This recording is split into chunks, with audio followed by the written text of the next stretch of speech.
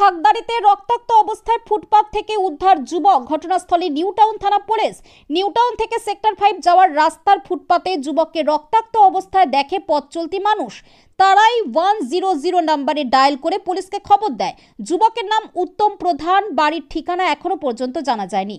ভর সন্ধেবেলায় নিউটাউন থেকে সেক্টর 5 যাওয়ার রাস্তায় থাকদারি এলাকায় ফুটপাতের ওপর রক্তাক্ত অবস্থায় এক যুবককে পড়ে থাকতে দেখেন পথ চলতি মানুষজন। 100 নম্বরে ডায়াল করে পুলিশকে খবর দেওয়া হয়। খবর পেয়ে ঘটনাস্থলে আসে নিউটাউন থানা পুলিশ। রক্তাক্ত আশঙ্কাজনক অবস্থায় যুবককে উদ্ধার করে নিয়ে যাওয়া হয়েছে বিধাননগর মহকুমা হাসপাতালে। সেখানে আশঙ্কাজনক অবস্থায় চিকিৎসাধীন। তবে পুলিশ সূত্র মারফত খবর, মাথায় কোনো ভারী বস্তু দিয়ে আঘাত করা হয়েছে বলে প্রাথমিকভাবে মনে করছে পুলিশ। ফুটপাতের ধারে নালায় ফেলার চেষ্টা করা হয়েছিল, এমনটাই স্থানীয় সূত্র মারফত খবর। নিরাপত্তার দায়িত্বে থাকা সিসিটিভি ফুটেজ খতিয়ে দেখা হচ্ছে। স্থানীয়দের জিজ্ঞাসাবাদ করছে পুলিশ। এসে দেখছি এখানে অনেক ভিড় ভাট্টা রয়েছে, আর উনি দেখছি যে এখানে স্পটে শুয়ে রয়েছিল। তো মাথা দিয়ে ব্লিডিং হচ্ছে, আর মনে হলো গলায় একটা কাপড় জড়ানো রয়েছে। তো দেখে মনে হচ্ছে যে কেউ হয়তো ওকে, অ্যাক্সিডেন্ট হলে কি হতো, অ্যাক্সিডেন্ট হলে এখানে আরও অনেকে ছিল, দেখতে পেতো। তো এরকম হতে পারে, যেটা আমরা সন্দেহ করছি, হয়তো কেউ ওকে মেরে এখানে পাশেই দেখুন নালা টাইপের একটা রয়েছে, তো ওখানে হয়তো ফেলতে গেছিলো। এবার ভিড়ের ক্ষেত্রে সে দেখেছে হয়তো ভিড়, ওই জন্য সাইডে ফেলে রেখেই চলে গেছে। তো আমরা এসে যখন দেখছি যে এখানে রীতিমতো 2-4 জন দাঁড়িয়ে গেছে, তখন আরেকটা দাদা আসলো। দাদা এসে বললো, দাদা পুলিশের নম্বর আছে? তো আমরা যেটা হেল্পলাইন নাম্বার 100-তে কল করলাম। ততক্ষণে কিছুক্ষণ একটা সিভিক ভলেন্টিয়ার দাদা আসলো, এসে এখানে দেখলো। ততক্ষণ 100 নাম্বার যখন কল হচ্ছিল, তখন বললো ভলেন্টিয়ার দাদা যে আছে ওনার হাতে কথা বলতে। তো ওনাকে দিলাম নাম্বারটা, তো উনি কথা বললো। তারপরে অ্যাম্বুলেন্সকে ফোন করা হলো। কিছুক্ষণ পর পুলিশ লেখা একটা লাল গাড়ি আসলো হুইসেল দিয়ে। তো ওখান থেকে দাদারা এসে ওনাকে নিয়ে জাস্ট মনে হয় হসপিটালেই গেছে মনে হয়। এবার কোথায় গেছে, বয়স মোটামুটি 28 থেকে 30-এর মধ্যেই হবে। এইখানে একটা জনবহুল এলাকা, হ্যাঁ, সবসময় লোক যাতায়াত করে। হ্যাঁ, এখানে কি নজরদারি আছে? নজরদারি বলতে একটু দূরে আপনার ওখানে সিগন্যাল আছে, যেটা আপনার ওখানে এটা হচ্ছে মেজর রোড হচ্ছে এটা।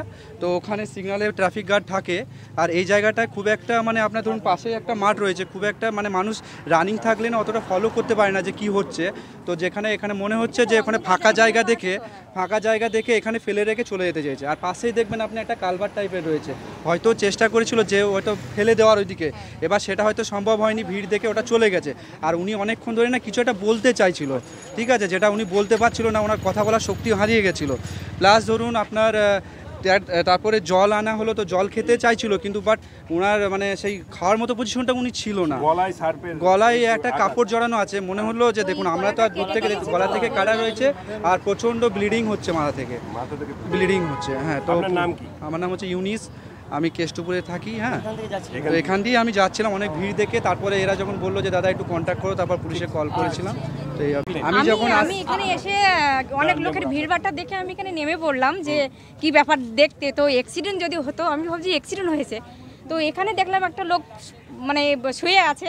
তো আমি রাস্তার দিকে দেখলাম যে এত রক্ত এখানে যখন আছে, রাস্তায় তো কোনো স্পটে তো কিছু নেই।